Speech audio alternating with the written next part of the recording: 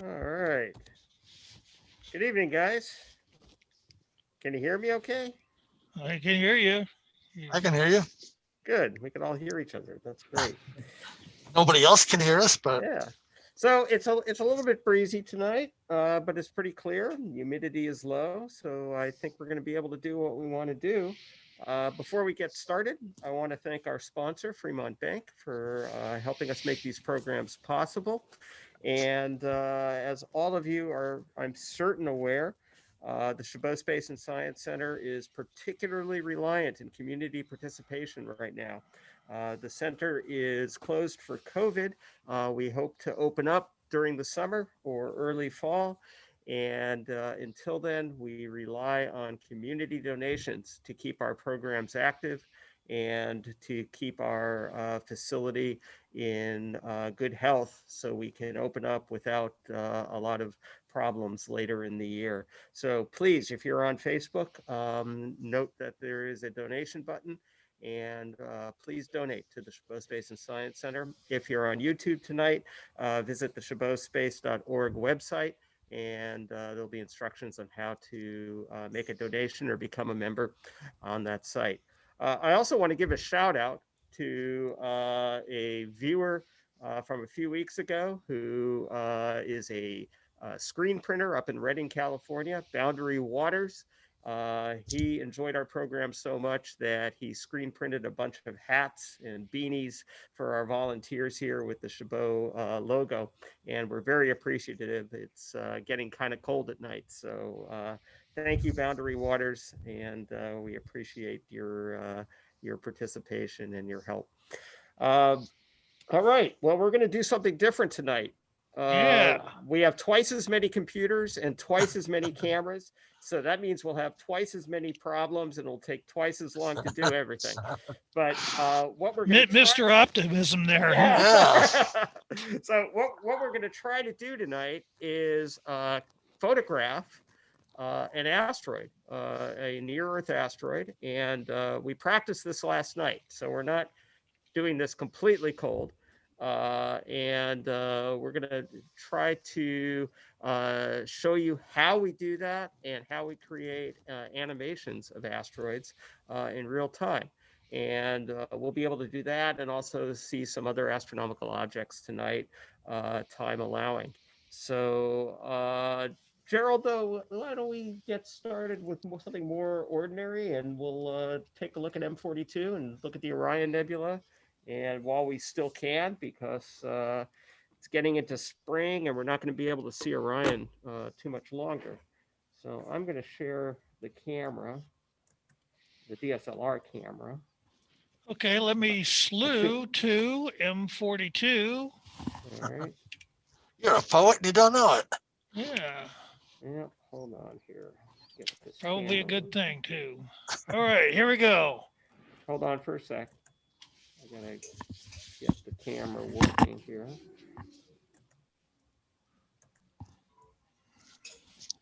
All right. Here we go. And So while Richard's getting set up, let me tell you a little bit about our telescope. We are up here at the Chabot Space and Science Center, and the telescope we're using is our 36-inch reflecting telescope, the one we call Nellie. Nellie is a reflector, so it uses mirrors instead of lenses.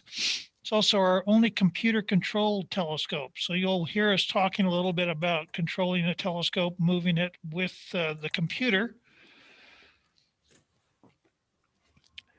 which has its right. advantages and disadvantages. Well, the advantage is that it's really easy to slew and find dim objects, hard to find objects. The disadvantage is that it's a computer, Yeah. and that when it doesn't work thoroughly. Yeah. Looks like we owe an apology to Germ tonight. Based on our stuff, he stayed up all night last night. Now he's got red eyes. Sorry about that, Germ. All right, let's see if we get a shot here of the Orion Nebula. This is a 30-second exposure. Yeah, there we go. You could probably move it down a little Yeah, bit. we're a little off, aren't we? Yeah. Okay. Let me do Not too some bad. adjustment here. A little bit north Pretty close. and a little bit west. Okay, try it again. Ready?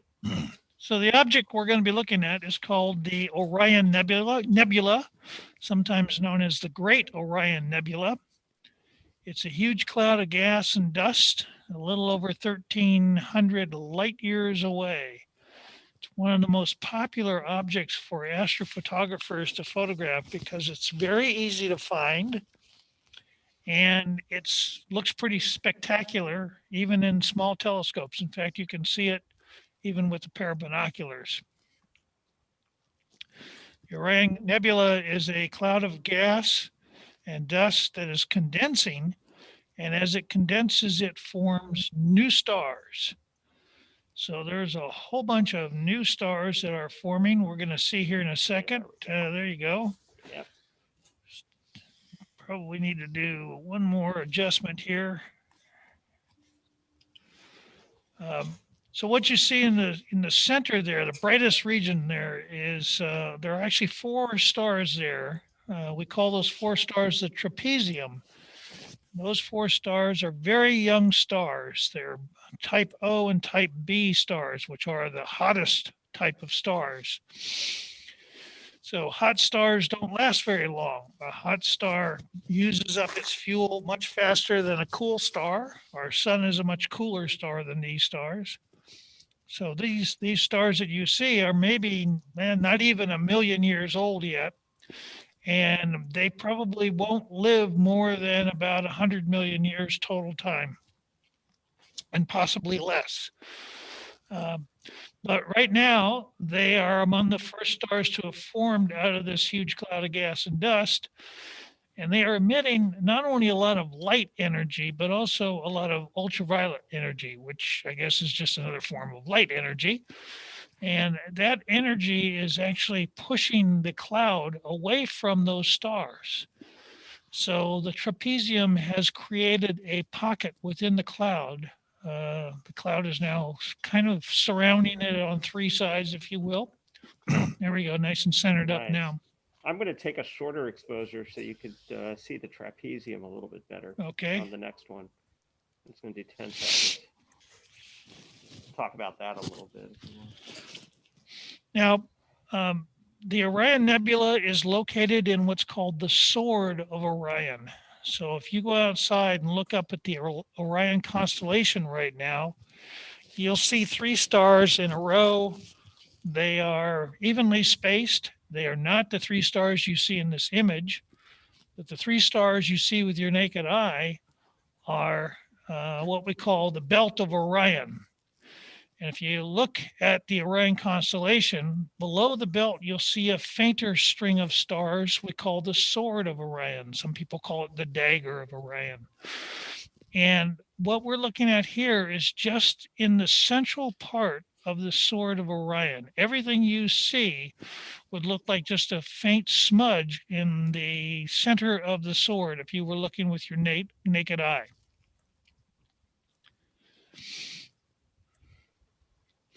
Now you see different colors. You see some kind of a turquoise green, turquoise blue, whatever you want to call it, plus some red. And that tells us a little bit about the composition of the cloud. The red is indicative of ionized hydrogen, which emits kind of a very distinctive reddish color when it's ionized. But it takes a lot of hydrogen to be able to see any color at all. Although it does emit that red color, it's very faint compared to other colors that you might see. So the fact that you can see it at the fringes means that hydrogen is dense enough there that the hydrogen atoms, which are ionized, are emitting that reddish light. But interior, closer to the trapezium, you see this turquoise color. And that turquoise color is usually indicative of oxygen, a type of oxygen called doubly ionized oxygen, which means the ultraviolet radiation is going out, it's ionizing oxygen atoms in the cloud. And although the oxygen is only a small percentage of the total amount of gas out there, because oxygen, doubly ionized oxygen, glows so brightly when it's ionized, it seems to be the dominant gas, but it's actually not. It's mostly hydrogen. Now, interesting story about that oxygen. We can identify a lot of elements by the color that they emit when they're ionized or heated. And we do that pretty commonly in the laboratory. And you can see different elements and see different colors associated with them. But when astronomers first pointed at nebulae like this or some of the other nebulae out in the sky and put their spectroscopes on the telescopes, they would see this greenish color, greenish blue color, and they weren't sure what it was because they couldn't produce that color using any element in the laboratory. And so they thought it must be some new element that only existed out in space, and they called it nebulium. So back 200 years ago, an astronomer would see this, 150 years ago, an astronomer would see this and call it nebulium. And it wasn't until much later that they realized that there is a type of ionized oxygen, the doubly ionized oxygen, that can only exist in these big clouds of gas and dust out in the vacuum of space. And that's because they stayed doubly ionized long enough to emit that color. In the laboratory, you can't keep it doubly ionized long enough to emit this color. So here on Earth, in the normal temperature pressure situation here on Earth, you cannot produce this doubly ionized oxygen and see this color. You can only see it in nebulae out in space. So when they figured that out, then they realized that what they were seeing was oxygen. So it's a combination of temperature and the fact that it's near vacuum that maintains that doubly ionized state. Because obviously, I guess here on Earth, you've got those oxygen atoms colliding, so they lose that double ionization. Right, exactly. Right. Okay. So out in space, even though this cloud looks very dense, it's actually, if you were there, it would be a vacuum. In fact, it's a greater vacuum than you would feel or could produce in any laboratory on Earth. But because it's so far away and so big, it makes it look a lot denser than it really is. And because you've got individual oxygen atoms floating around far enough away from each other that they don't collide very often, you're able to keep that doubly ionized state long enough to produce this color that you see. Well, Steve asks, where does the oxygen come from? Good question. Oxygen comes from previous stars that have died. So what happens is in a star, especially a higher mass star, stars with several times the sun's mass, as they go through their life, they start out fusing hydrogen into helium. Then as they get old, they start fusing helium into other elements, and that process continues. And at one stage during that process, you're getting the formation of oxygen within the star. So once that star reaches the end of its life, it blows all this gas out into space, and that gas then mingles with other gas and dust out in space to form new stars. So we have Tim Thompson online tonight from the Mount Wilson Observatory, and he pointed out that it was Ira Bowen from Mount Wilson who was the person who explained what nebulium really was back in 1929. All right. Another California achievement. That's right. That's right. And C.A. Jordan was asking, he tuned in a little late, I guess, which nebula is this? It's M42, the Orion Nebula. M42, right. Gerald, you are the keeper of the clock. So if you feel we need to move on to the next thing, you just yell. Okay. Otherwise, if you want to talk about the trapezium, I do have the shorter exposure up Okay. on the screen right now. So it's up to you.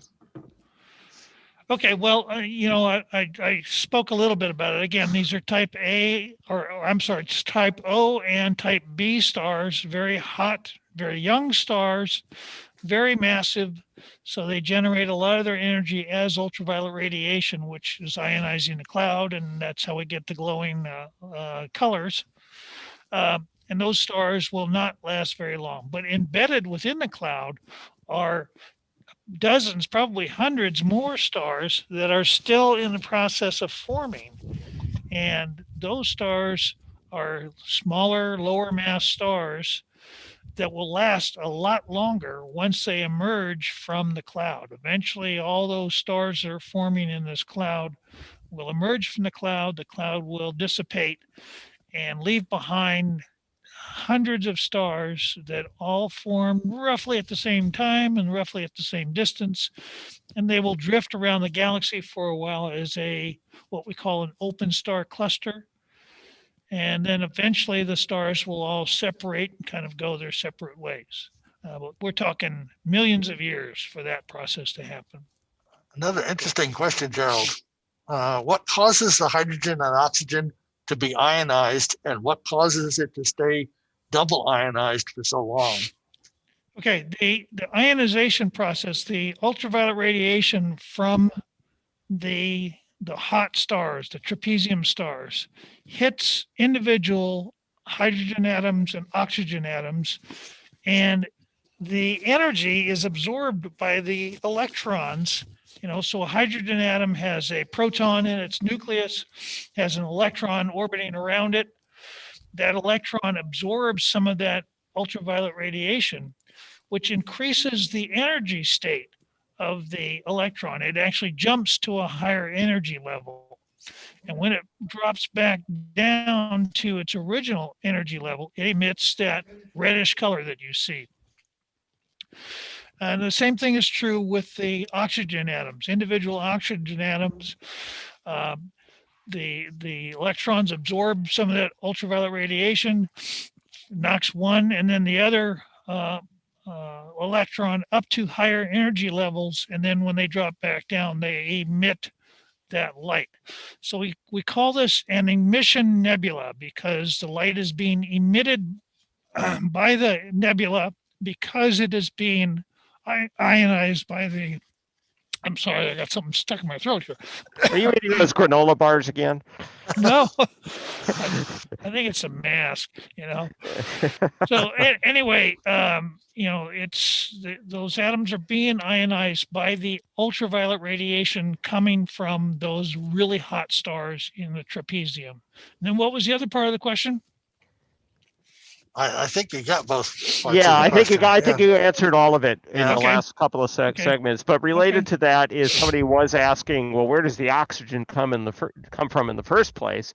And the creation of all of these heavier elements, things heavier than hydrogen, are all part of the stellar evolution process. So there's various processes that go on in a star, the notable one being nuclear fusion, where elements that are heavier than hydrogen are created as the protons and electrons combine to form heavier elements. Also, as when stars age out and either shed their materials or explode, other heavier elements are created.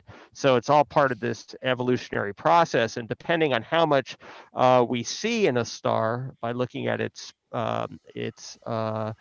spectrum, we could tell how old it is and what generation star it is, because the really old stars have only hydrogen, whereas younger stars have a much higher concentration of heavier elements, or what are called among astronomers metals, even though they're not metals. All right.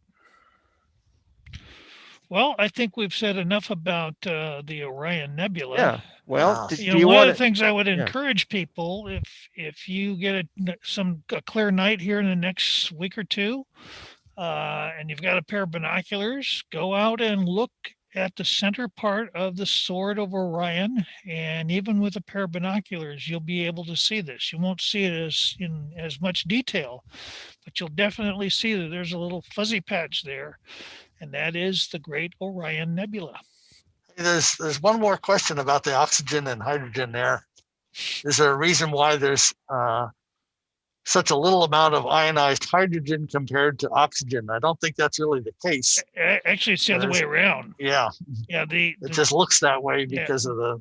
By far the dominant gas is hydrogen, but hydrogen, although it emits that red color when it's ionized, if you compare the brightness of hydrogen emitting that red color versus oxygen emitting that turquoise color, the oxygen color is much, much brighter for a given amount of both. So if you had equal amounts of both, the oxygen would glow much, much brighter. And so even though oxygen is not the dominant gas in this cloud, because it glows so much brighter when it's ionized like this, it seems to be the dominant gas. But in reality, this cloud is mostly hydrogen. All right. Okay. Yeah. All Let's right. move on. So we've been talking here a little bit about looking at another object that's also in the Orion constellation. If you look at the Orion constellation and you look at the belt of Orion, you see 3 stars kind of evenly spaced out. The leftmost star, you don't see anything other than a star there. But when we point the camera at that leftmost star and take pictures in that area, we see an interesting cloud of gas and dust that has an unusual shape. It's what we call a dark nebula. And the name we give it is the Horsehead Nebula. And so we're going to show you an image that we just took, I think. Let me share my screen here first.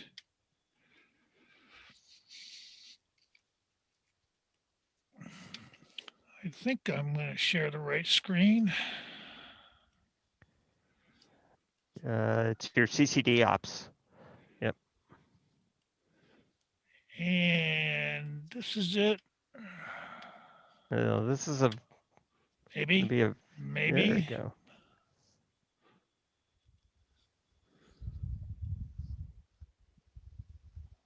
Well, I'm not seeing it. Why isn't it coming up? Well, it's a hard object to see. Well, yeah, but what do you have down at the bottom left of the screen? Yeah, I got it in the wrong place. Here it is, right there. There it is. Okay. So take your mouse and show the outline of the Horsehead, right? So here is the Horsehead Nebula right there, right? So this is a very faint object. This exposure that you see, it's a 90-second exposure using a very sensitive camera. Now, for comparison, the camera that Richard was using, the one that he used to show you the Orion Nebula a minute ago, he is not able, even with the long exposure, he was not able to capture this object using a bigger telescope. This is much bigger telescope. This is actually, we've got this camera mounted on the finder, which is only 5 inches in diameter, whereas the main telescope is 36 inches in diameter. But I did a 90-second exposure, and that is just enough to bring out this faint Horsehead here. And again, this is a dark nebula. It's a big cloud of gas and dust, but there's not a whole lot of emission going on because there aren't any stars close to it that can ionize it, so it looks very dark. Now you can't see it, but just above the frame here is that leftmost star in Orion's belt. On the top. So this is a favorite object for more advanced astrophotographers to photograph. Mm-hmm. But it takes a lot of patience because you have to take a lot of exposures over a long period of time. You take colors or images through a red filter, and then through a green filter, and then through a blue filter, and then And possibly even narrowband to get even better right. big hydrogen alpha. And you end up with maybe a couple of hours total exposure time, and that's when this thing really jumps out. It really has a lot of detail. But we have everything going against you on this one. We have Yes. we have a full moon, and no one ever even considers taking photos of the Horsehead Nebula during a full moon. Right. And the fact that you can get it at all is pretty amazing. Right. And also, I put my camera on the big telescope, and you're stuck with the 5-inch telescope. So I'm pretty impressed. Okay. that you got this. So these dark nebula, they're sometimes can be very dense. There's a lot of not only individual atoms in the cloud, they can also have molecules. So we call them molecular clouds. So they can be pretty dense, and they block, of course, the light coming from stars behind them. And there's quite a few of these out there. And some of the molecules are pretty complicated, like formaldehyde, glycine. Glycine is what do you call it? Amino acid, one of the building blocks for proteins. Mm-hmm. So these, when you get these denser dark nebulae, they can be pretty interesting to analyze and see what all is in there. It makes you realize. It's hard to imagine that these cold, dense clouds contain amino acids. They're, the building blocks of life, just floating around in the universe. Okay, well, we promised an asteroid. Yeah. It's about almost 9:30 here. What I want to do, it's going to take a few minutes to get this set up because we got to get the telescope pointed in the right direction. So, Richard, if you want to show that image that you have of the clown face. Yeah. So 2 weeks. Yeah, 2 weeks ago we were looking at what's called a planetary nebula, called the Clown Face Nebula. And we had some pretty good shots of it, but I thought I would take the images that we acquired that evening and do a little more processing on them and stack them and show you guys the result. Give me a sec here while I bring it up on the screen. All right. John, are you able to see that? Yes. Okay, great. Looks very good. So this is what's called a planetary nebula, and a planetary nebula has absolutely nothing to do with planets. It's a great misnomer, probably attributed to William Herschel, who discovered this object back in the 1700s, but also cataloged many other planetary nebula. He didn't know what he was looking at because there wasn't an astrophysical model to explain what these were, but now we know what they are, and what they are stars that have exhausted their primary fuel and have gone out of gravitational balance. And so what happens is the star cools off, which causes it to shrink, which causes fusion to increase, which causes it to expand again, and it becomes unstable. It contracts, it expands, it heats up, it cools down, and every time it goes through one of these cycles, it throws off a shell of gas. And so what you see in this image is the central star that's left, which is called a white dwarf star.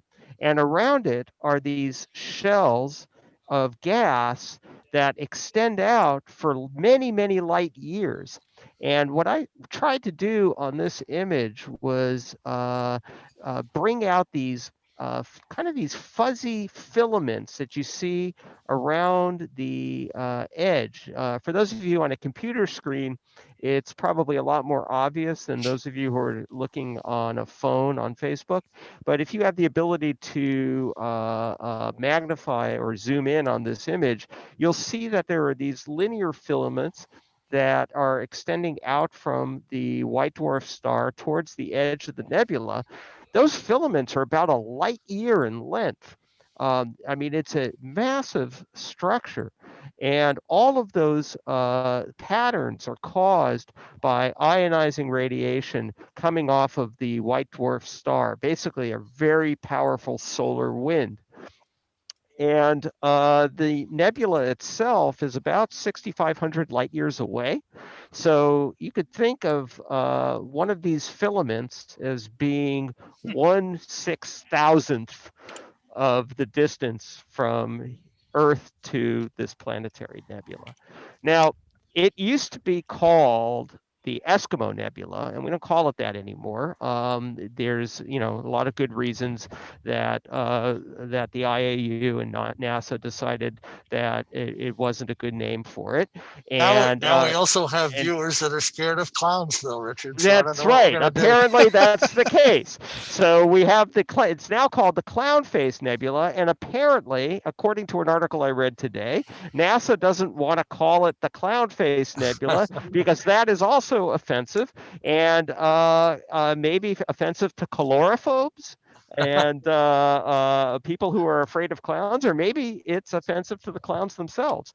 But the other name you can call it is the Lion's Head Nebula. And that was coined by Stephen O'Meara from Sky and Telescope. And I don't think anybody will be offended by that, except perhaps tigers. Hopefully the lions don't get offended by it. Or you could just call it by its NGC number, NGC 2392, which is what NASA recommends we call it. So anyway, whatever you want to call it, have fun. I would suggest if you have a telescope to give it a shot to try to find it. It's a fairly bright object.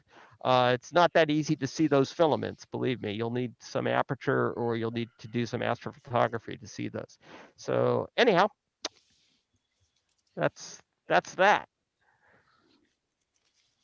How are you doing, Gerald? I'm getting there. All right. I think that means stall, Richard. Stall? Yeah. Yeah. Let's see, are there any questions? I'm still looking at a lot of comments, but not too many actual questions here. Oh, thank you, Germ, for putting the website up on there. Yeah, I'm about ready here. So what I want to do first is share my screen and tell you a little bit about what we're looking at. Okay, so we are looking at an asteroid called 1999 RM45, a very catchy name. And 1999 RM45 is a big asteroid. We think its size is somewhere between 310 and 680 meters. For those of you who don't read metric, that's between 1,020 and 2,240 feet.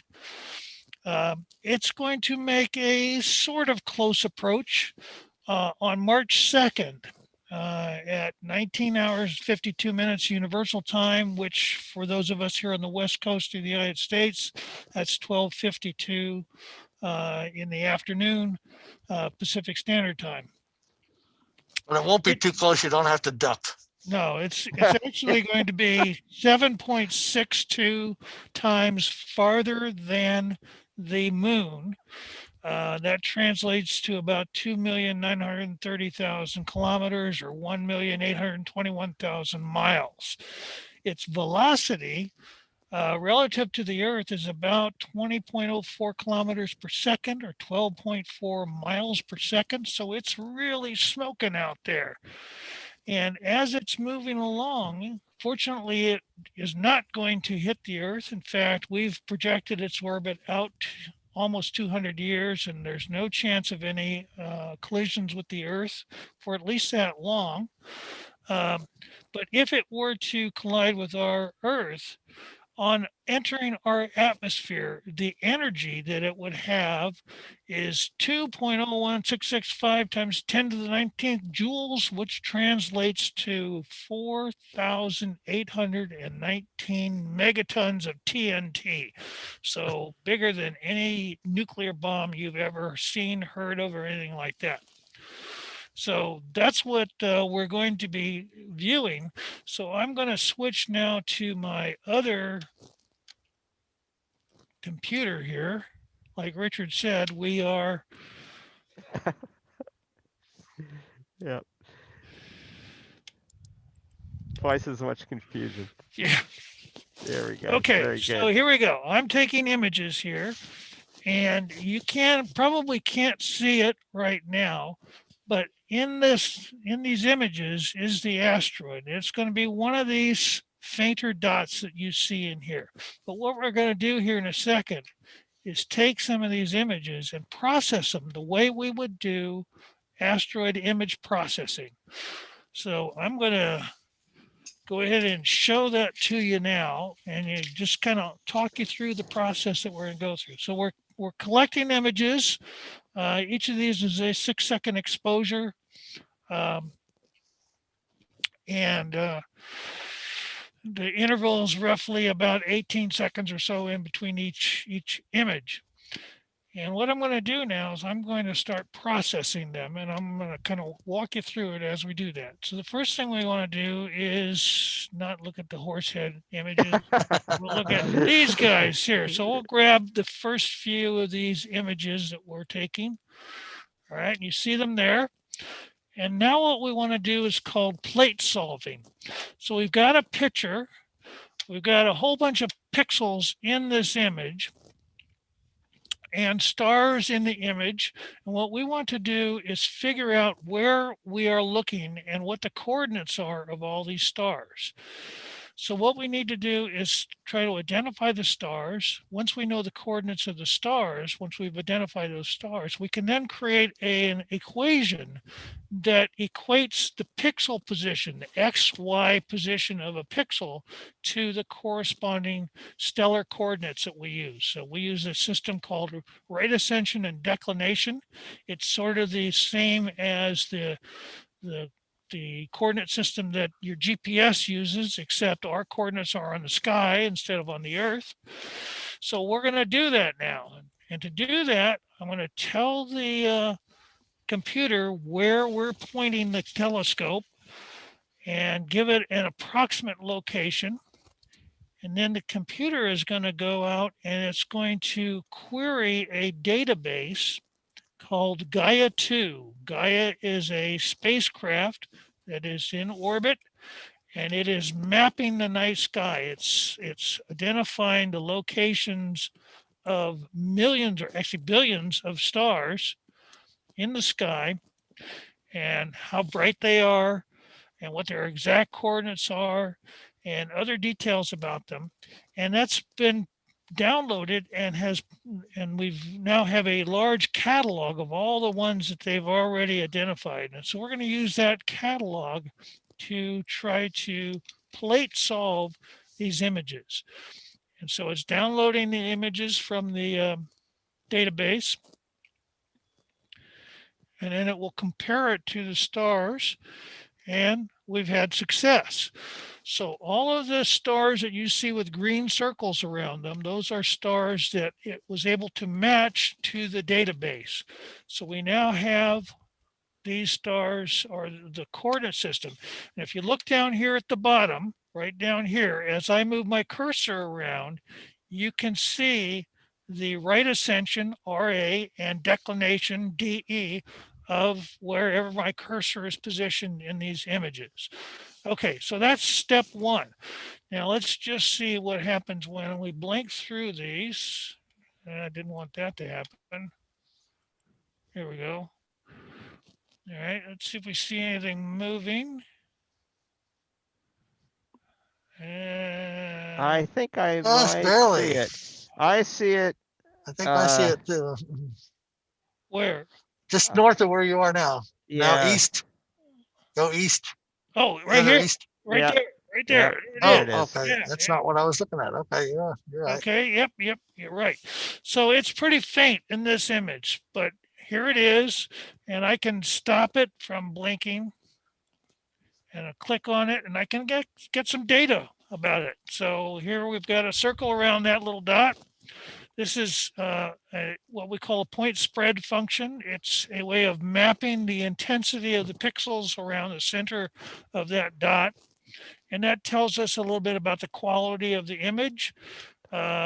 We have a signal to noise ratio of only 4.3, which is not as good as we'd like it to be. But from this, we also see the exact coordinates, how bright it is, and the exact time. Now, one thing I should point out is timing on these images is very important. We have to have a clock that's better than 1 second accuracy all the time. So I have software running on my computer that resets the computer clock every 15 minutes to keep it precisely as precise as it will go. So that if we were to take these data and report them to the International Astronomical Union, they can reliably use the data to calculate the orbit of this asteroid. So this is a nice technique for seeing the individual images of the asteroid moving right there. And I can actually grab a lot more images here. Now that we've got a whole bunch of them, I think I've got 30 of them now. So I can grab maybe, I'll grab 10 of them.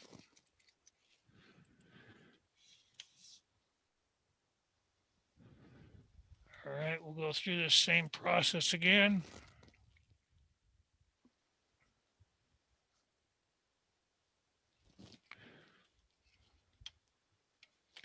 All right, it has identified them all. We'll save this. We don't need this anymore. And now I'm going to blink them. And what we're doing here is just blinking through the images, and it's very faint, but you can see the asteroid right there. Now remember how I said it had a signal to noise ratio of only 4.3. That means that any data we get is kind of a little on the fuzzy side of being reliable data. We'd really like to have the signal to noise ratio a lot greater, like maybe up around 8 or 10. Mhm. The higher the signal to noise ratio, the more reliable are the data. So we have another way of doing that.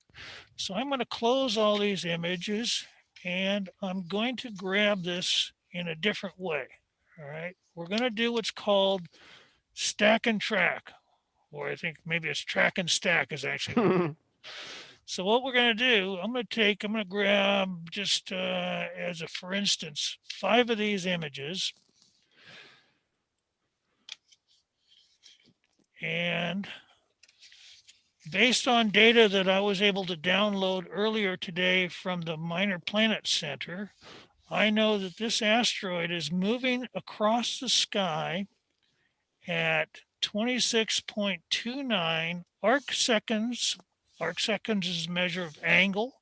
So we measure its motion across the sky as an angle, 26.29 arc seconds for every minute of clock time.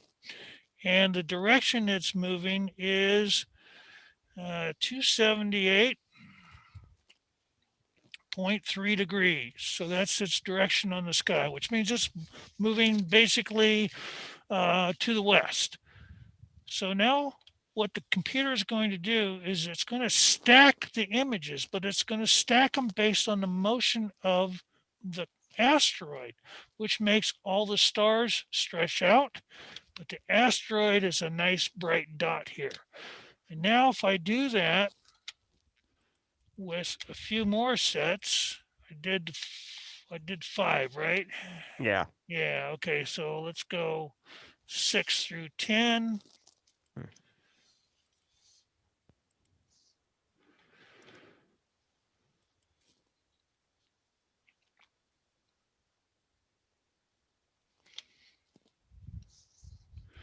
And then I'll grab,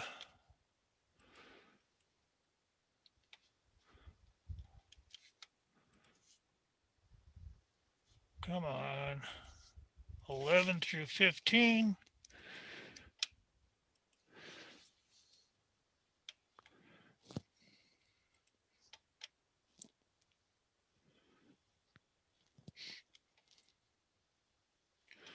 Okay, so now I've got 3 sets of 5, three stacks of 5 images, and I'll get rid of this, and now we'll blink through the stacks, and now you see that asteroid nice and bright.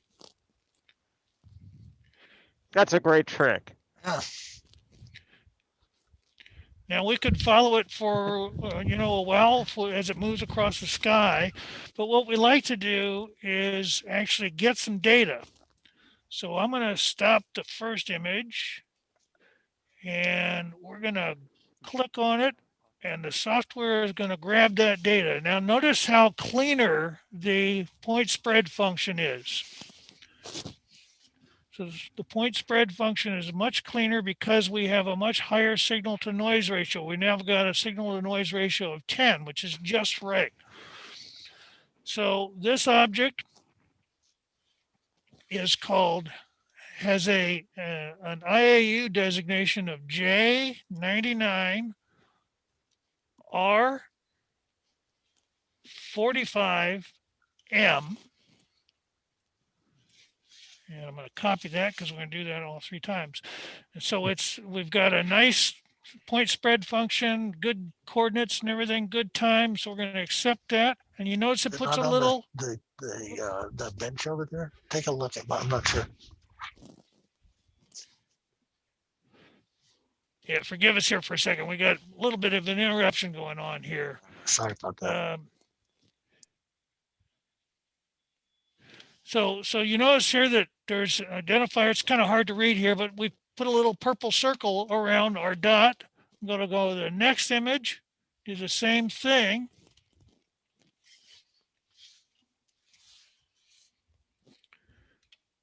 And in the third image, do it again.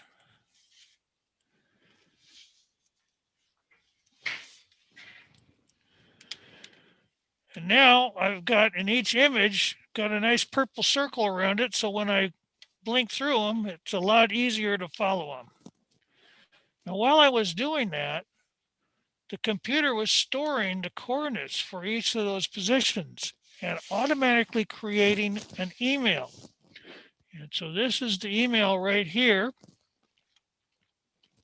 This email is going to get sent to the International Astronomical Union's Minor Planet Center, which is in Massachusetts. And what you see here are the data that we're sending. Now, it's kind of a funny format that this email is not going to a human being, it's going to a computer. So it has to be formatted correctly. And so what we have here is identification of the asteroid. We have the date, year, date, or month, day, and then a code for the time, and then the right ascension coordinates and the declination coordinates. And I'm going to submit those.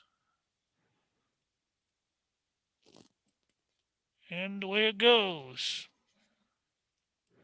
And so now the Minor Planet Center is going to take that email. It will process it along with data from other observatories and use it to more precisely calculate the orbit of this asteroid. We know the orbit pretty well already, but more data means better calculation of the orbit. All right.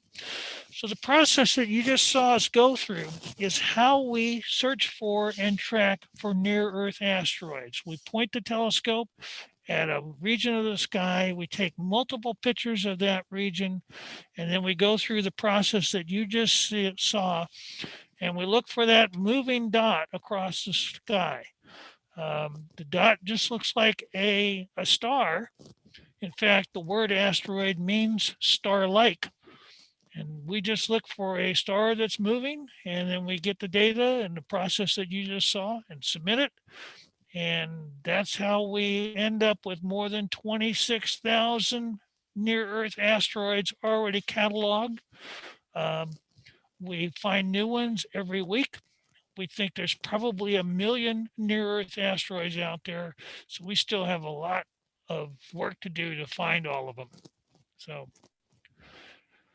well, that was great, and it all worked. Yeah. Yeah. It's almost like I knew what I was doing. Yeah. I think you've done this before. Yeah. So if there's any questions, we'll be glad to entertain them. I'm sure we have questions here. We have a question that goes back. Do you want to talk about that now, or wait a minute and talk about the asteroid first? Either way. This goes back to star formation and the elements formed. Steve said that we mentioned that older stars are mostly hydrogen, but he thought that the heavier elements came from very old stars. I think that's a slight misconception there. The older stars, the first generation stars, they're still producing helium. They produce helium, and they go all the way through carbon, but heavier elements than that are only going to be available after supernova explosions and after stars have exhausted their fuel and have passed those elements along to the next generation stars. Yeah, the heaviest elements heavier than iron, are not produced at the core of stars. They are produced by neutron star collisions and by exploding supernovae. Most stars don't die in a supernova explosion, though. They die in that slow process that Richard was showing you earlier as a planetary nebula. And stars that only get to the planetary nebula stage, they're not going to produce the heavier elements. They won't produce iron or silicon. In fact, they may not even produce oxygen. So it depends on the mass of the star. The more massive the star is, the greater the number of elements that it will produce in this cascading fusion process. But a low mass star, say a star with only maybe 75% of the mass of our sun, it will never produce anything heavier than probably carbon. Right. And the other factor also is that the molecular clouds that formed the first generation stars were only hydrogen, whereas later generation molecular clouds contained other elements. They contain helium, they contain oxygen, and so when a star first emerges, we could go ahead and look at the surrounding material based on the spectrum and understand the differences between first generation and second generation stars and third generation stars. Okay. Other questions?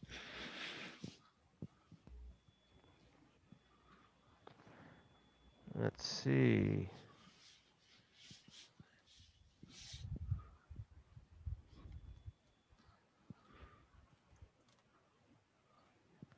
Sounds like we don't have any questions. Oh, yeah, a lot of conversation on here, but I'm trying a lot of interesting conversation, but not too many questions. Somebody talking about anxiety from mouse cursors that don't move. That gives me anxiety too. Yeah. Here's a question: Is this how Oumuamua was detected? Oumuamua, yes, exactly. Yeah. Exactly the same process. Now, comets are found the same way. The distinguishing feature of comets, though, is that they have some nebulosity around them. What we think of as a tail, even before it produces a tail, it gets nebulosity around it because gas is being emitted by the comet. So one of the distinguishing features of Oumuamua is it didn't have that gas cloud around it, although its orbit initially appeared to be a comet-like orbit. So a comet-like orbit is highly elongated orbit. We often think it's what we call a parabolic orbit. So it seems to come in straight from way out there, loop around the sun, and then go straight back out. But in reality, what we are looking at is a highly stretched out ellipse. So most comets are in that kind of an orbit. And so we know that they come from the far reaches of our own solar system in a region called the Oort cloud. The thing that was distinguishing about Oumuamua is that it did not come in on a nearly parabolic orbit. It came in on a hyperbolic orbit. It came in from one direction, looped around the sun, and went out in a completely different direction. And that's what distinguished it as an object that did not come from our solar system. It came from elsewhere in the galaxy. Dave asked a question. Gerald, do you ever see more than one asteroid in the same image? Yes. In fact, I hesitate to I tell know the where this story. is going. I know where this is going. So one night I was imaging an asteroid that had been recently discovered, but had very limited data. So, Minor Planet Center needed more data. So I was imaging this asteroid, and as I was looking at my images, I noticed another moving object off to the one side of the frame. And I assumed that it was a known asteroid. But as I did my work and tried to match it to anything in the master asteroid catalog, nothing came up. So I submitted, got the data on it and submitted it to the Minor Planet Center, thinking that I had discovered a new asteroid. And for a moment, it seemed to be the case because my data was the first asteroid or first set of data on that object that the Minor Planet Center saw. But shortly thereafter, they got another set of data from Cerro Tololo in South America, which is a professional observatory. Although their data was submitted to the Minor Planet later, the actual timing of their images was 5 minutes earlier than mine. So they got credit for the discovery. It was a new object, and they got credit for the discovery. I missed it by 5 minutes. So yes, we do often see more than one asteroid in the same field of view. Is it possible to determine from Earth if an asteroid is made of a heavy element like iron or lighter elements? It is possible for some asteroids, but not using the technique that you just saw. You have to do it spectroscopically, which is a very complex process. And you look at the absorption lines or emission lines rather of the asteroid to see what kind of elements you find on the asteroid. And from that, we categorize asteroids. There are S-type asteroids, silica-type asteroids. There are L-types, different types based on the general composition, whether it's silicate rock, whether it's mostly iron.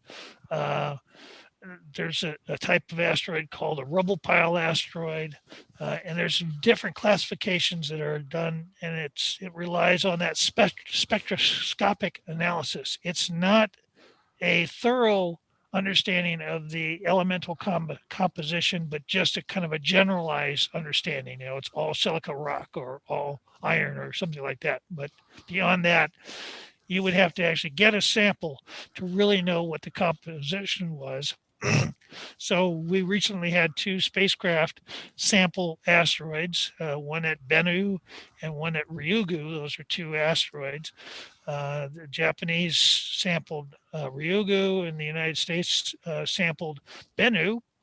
And those samples are on the way back to the Earth right now. And I'm not sure exactly when they're going to arrive here, but we'll be able to actually analyze much more thoroughly the composition of those asteroids. I think that's quite a feat to be able to have done that. Yeah. What's the name of the software you're using to track the asteroids and compose the multiple images again? Well, there's 2 different software. One to control the camera, I was using CCD Ops, which is from Santa Barbara Instruments Group. And then the actual analysis software is called Astrometrica. Astrometrica was developed by a Austrian astronomer / coder and he developed it back in the 1990s, and he's made several upgrades to it.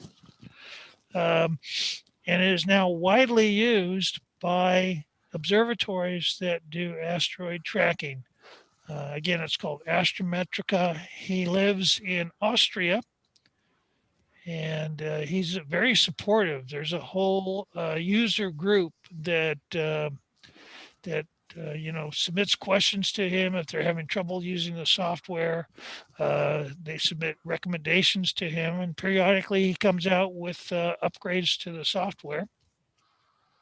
And I'll tell you, the world owes him a debt of gratitude, because if it wasn't for his software, we would have a lot less data about all those asteroids that are out there. All right. Another question, is there a part of the Earth that the ISS doesn't travel directly over? Actually, yes, quite a bit of the Earth. Yep. Anywhere near the poles. Right. The asteroid, the ISS travels in a orbit that is at an angle to the equator. Yeah, I believe it's 54 degrees. So the farthest north it goes is 54 degrees north, and the farthest south it goes is 54 degrees south. So, that's the part of the Earth that it covers. So, as John said, if you get farther north or farther south towards the poles, the International Space Station does not go that far. I can't remember whether it's 54 or 51 degrees. Look that up.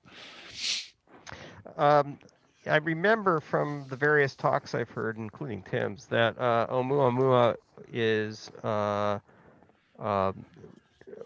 was notable for having passed fairly close to Earth and easily observed for that short period of time. Is it also the closest or the first object from outside the solar system? It was the first. It was the first detected one. We have long suspected that this is not that this happens, that there are objects, comet-like objects, asteroids, even planets that are ejected from other solar systems in the galaxy. They wander around the galaxy, and if they, get close enough to the sun's gravity will pull them in, and they'll make a loop around the sun and then head back out again. So, that's been theorized for decades, but this was the first time we actually spotted one that, met those criteria, and rather dramatically too. Yeah. And interestingly, 2 years later, we had another one. So it's likely that it's actually not real common, but not unusual for this to happen. It's just that it's only been recently that we've had the capability to detect an asteroid or an extrasolar object like that entering the solar system and looping around the sun. Here's a real easy question for you. How many astronomers are out observing at any given time? A lot. A lot. Yeah. Mostly amateurs, though, right? Yeah. Right. I guess for professionals, it's a day job. Professional astronomers don't use telescopes. They don't use telescopes. They don't observe at all. They use computers. They look at the data.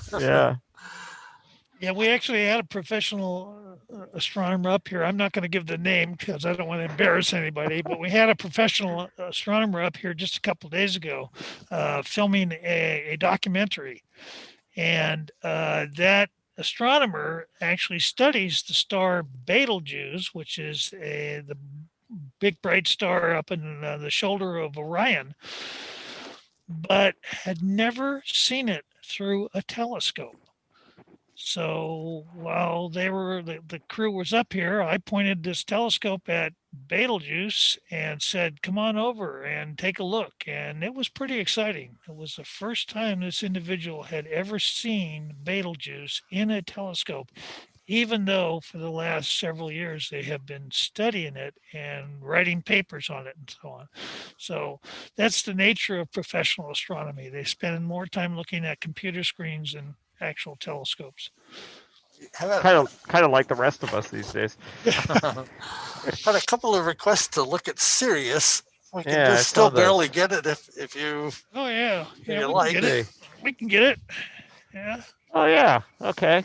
All right. Well, let's give it a try. I'll put it Okay. on the camera. Hold on here. Be serious. Be serious. All right. Surely. So that's not serious. We're looking at Orion from before. So let's Okay. get it. Tell me when you're ready and I'll slew. Get on frame and focus. Okay, we are ready. Okay, here we go.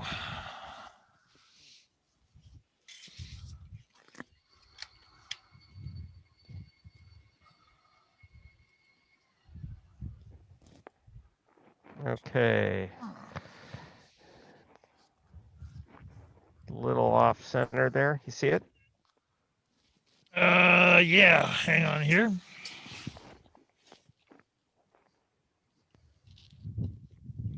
I'm getting better at pushing the right button the first time. Yeah, you know, it's an acquired skill. Very good. There we All go. right. There you go. I'm not sure we're going to see the pup tonight because, No. well, actually, no. It's the Pretty seeing breezy is, up here tonight. Yeah, it's breezy. The seeing isn't very good. But let me play around with the exposure for a bit here and bump it to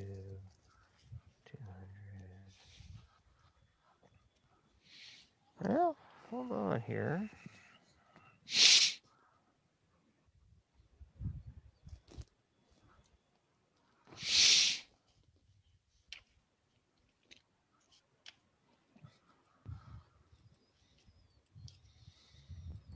Yeah, it's it's too much like viewing the star from underwater to tell if we can see the companion star.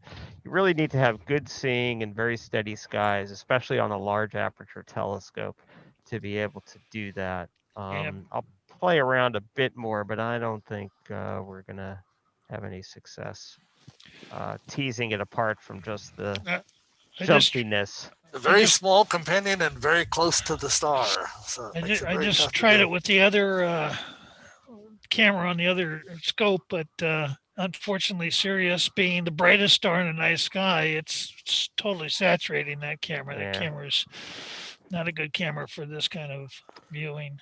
Yeah, I was trying to bring down to saturation to see if anything stood out, but not tonight. Oh well.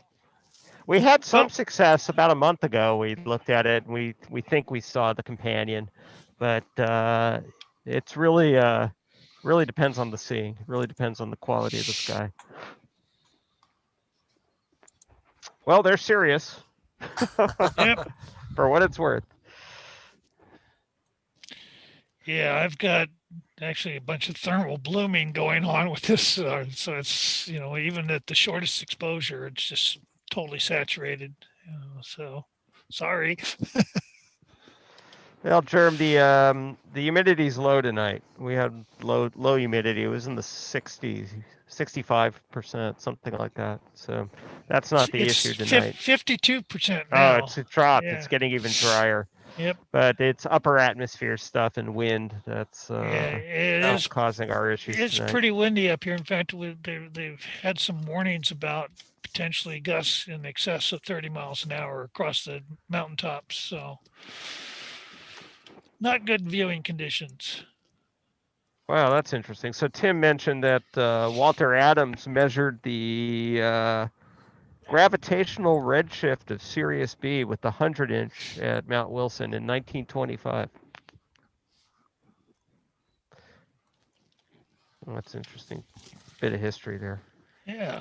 Stephen has a good question here. Are there blind parts of the sky that presently are not observed for asteroids? Yeah. I would say it's not that they're not observed, it's just they're not as observed often and that's near the poles. Most Yeah. of the asteroids, the near-Earth asteroids especially, tend to congregate somewhere close to the ecliptic, which is the plane of the Earth's orbit. They can be above or below, but they tend not to be way above or way below. And then, of course, we can only look on the night side of the Earth. We can't see on the day side because we can't see in the daytime. So, on any given night, you can only cover not even half the sky, maybe 40% of the sky, because you can't get close to the horizon and you can't see on the day side. We could improve on that a lot if we could use a spacecraft orbiting in such a way that it would see much larger piece of the sky and viewing the asteroid in infrared rather than in visible light. The images you just saw were visible light images. So it's using sunlight reflected off of the asteroid in the visible part of the spectrum. The asteroid actually would be a little bit brighter if we could view it in infrared. Now, we can't really do infrared very well with ground-based telescopes, but space-based telescopes do infrared very well.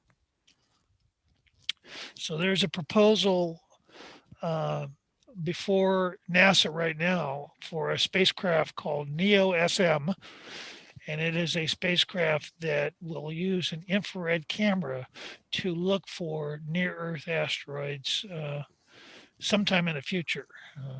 It's competes with a lot of other proposed projects for funding, so it remains to be seen whether or not we're going to be able to actually get that spacecraft launched. But that would be the better way to look for these near-Earth asteroids.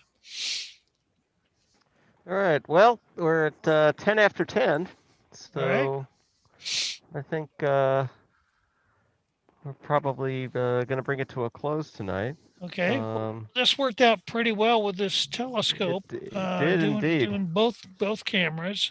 We might try it again here in a couple of weeks if the weather is good, when we've got more galaxies up in the sky. Yep. And we can definitely see a lot of galaxies with this more sensitive camera. Unfortunately, you won't see them in color, but we can give that a try later on. Yeah, it'll be fun to compare them. Yep. All right, everyone. Good night. Thank you for joining us, and have a good remainder of your weekend, and have a good week, and we'll see you next time.